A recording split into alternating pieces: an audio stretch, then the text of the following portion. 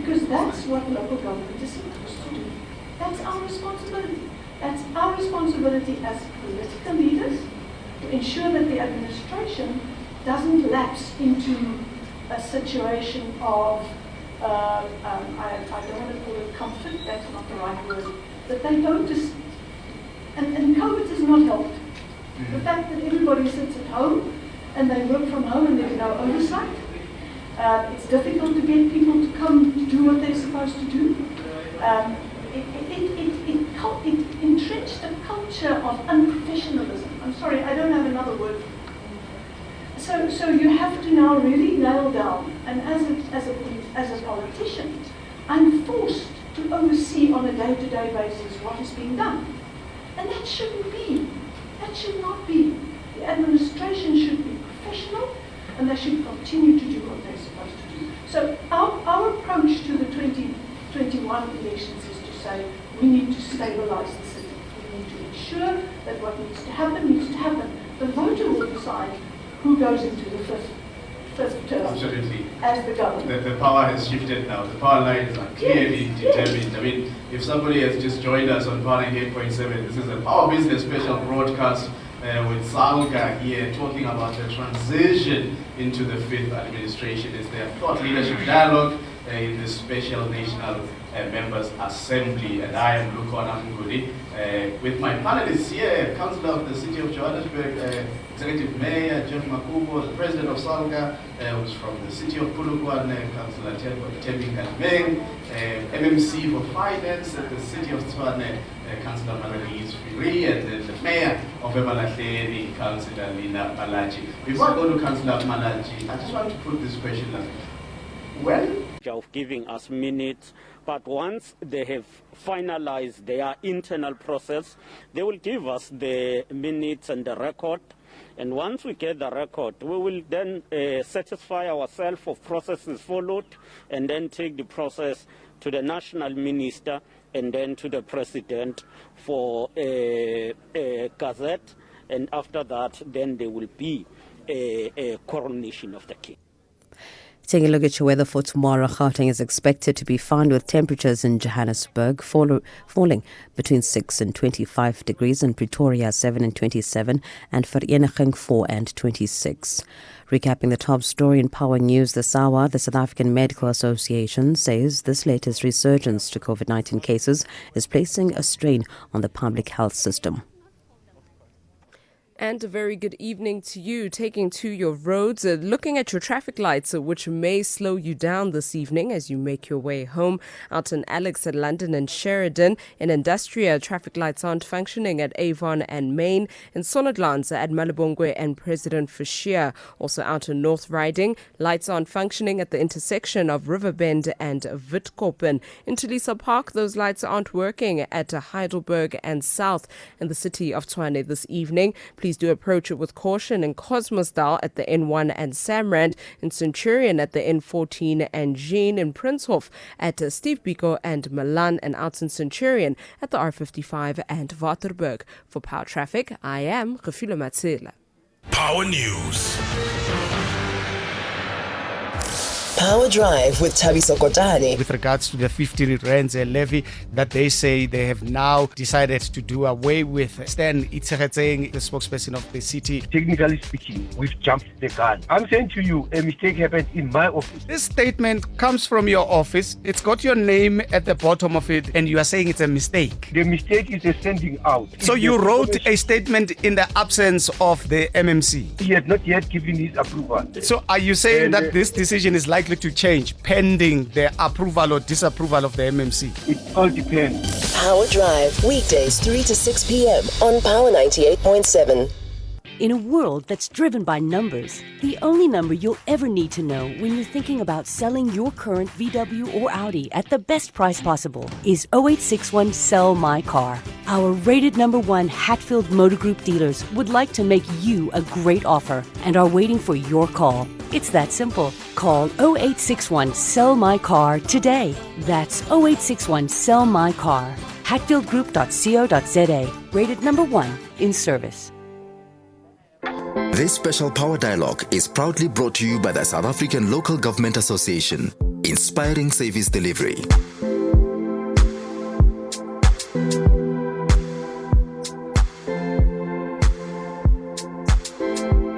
Okay, good evening. Welcome back. This is the second hour of this Power Business special broadcast brought by Power 98.7 with SALGA's Special National Members Assembly, and we are doing their thought leadership dialogue. I am Lukona Mnguni, definitely an unfamiliar voice at this time of the day. I'm certain the familiar voice to Ms. Anglo, who will be back with you tomorrow for Power Business. We are under the theme guiding the transition, an opportunity to renew. I know that on Twitter at Power FM 98.7 and 987 we've got questions, and on my handle sometimes people take them there at Lukona Mnguni. So that will be the ways in which we put the questions to my panelists. But before I go to the questions, I just want Councillor Malachi to ask this question. One of the key issues, and I heard Councillor Nkadimeng saying people don't meet their own constitutional obligation for public participation. Our critique at an academic level is a concept that we call invited spaces. So citizens are invited by municipalities, and the rules of the game are set by municipalities on how people should engage. And that becomes a repelling point for citizens, and that's why they create what we call invented spaces where protest takes place and all of these other things take place. One of the structures created by the Municipal Structures Act is that of councillor, who is actually possibly a problem because they are part of council and may be creating problems for the community in council. And I find that quite a defective arrangement. So how happy are you at the functioning of what committees when we're talking about this transition to the 5th local government administration? No, thanks very much. I think currently in the 4th administration, we've seen quite a lot of improvement in terms of participation of the ward committees. They are managed in the offices of the speakers in all the respective municipalities. And they do submit reports to the speakers in terms of the work that they do and the mandates that they have in their respective wards. And what happens is that a stipend also has been worked by the municipality to be able to compensate or just to give a stipend for transport, for communication to those respective members. So usually when the speaker receives those kind of reports, she looks, our speaker is a she. No, not a problem. A speaker, the principal. The speaker looks into those respective reports that are brought for attention, and where there are issues that were not attended to, they will be brought to the attention of the speakers. So basically what happens then, if in terms of the register, certain ward committee members never participated, never taken their responsibility, because the secretary of the ward committees, usually it's our CDWs. Yes. Then the report that is brought to the speaker, it will then be affirmed with the councillors to say, is it true that a respective ward committee member did not participate, so that the approval for the payment of the stipend will then be deducted, will not be paid. Then it has brought a positive effect in the sense that when a member of the ward committee is not paid or has not participated accordingly, when the stipend is withheld, they will then come to the office of the speaker to raise issues, and that clarity is brought. And usually that also, it becomes some kind of a motivation for them to participate, because they know that there are areas where they have to do the work, and when the work has been done, it will be appreciated. And you'll recall that also they play a role in terms of the establishment of the war room in their respective ward committees, in their respective wards. So that participation, it assists, and each and every ward committee has got a portfolio. Some are leading technical services, some are leading health, some are leading social services. All of them, they've got their respective responsibilities that they are charged with, which are the reports that must fill into the work that they do when they sit in their respective meetings. I'm going to go to the lines now, and I do want to note the point that stipend is really out of the goodness of municipalities because legislatively it's a non-remunerative role. Yes. But the problem is that municipalities at times, we have argued, tend to make it an unemployed people's structure. So I think, Councillor Nkadime, we need a full day on what committees, because I think that space is probably loaded in terms of how we transition. I've got a question from Billy in Rustenburg asking, and I'll ask you to please kindly take notes. I'll take them in about batches of 5 so that we save on time.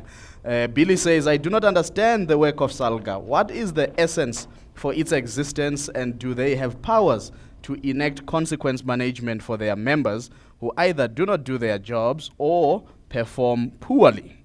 The second one is from Raputi, says, what does Mayor Makubo mean that coalitions are not desirable? Why must there be one majority? The third one, Mayor Makubo is like you are going to be stuck with a coalition. So the third one is from Patrick in Centurion, saying, Samu always says the municipalities deserve more of the division of revenue. Does SALGA agree? Also, Ndiyiso Consulting released a report on how municipalities can generate revenue. Does SALGA take such suggestions seriously?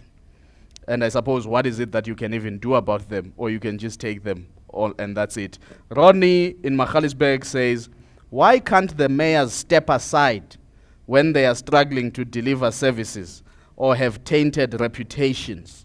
Is it possible that unethical leaders are safer when they are still in office, difficult to confront and convict?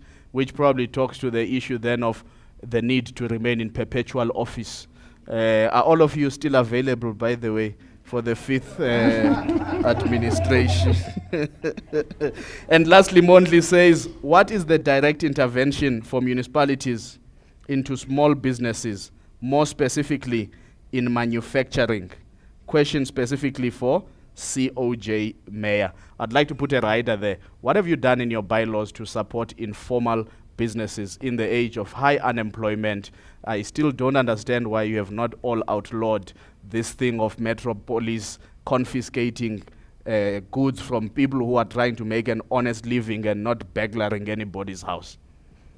Mayor Nkadime, let me start off with you. Okay, thank you very much. I think I like how Billy puts